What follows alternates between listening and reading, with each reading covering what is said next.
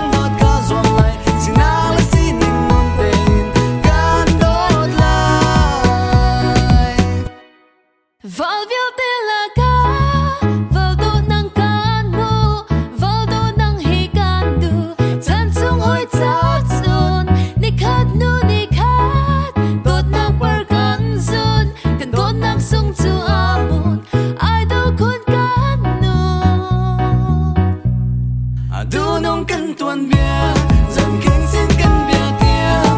tốt nặng liễu mi nào liềm lên chỉ cần chim lâu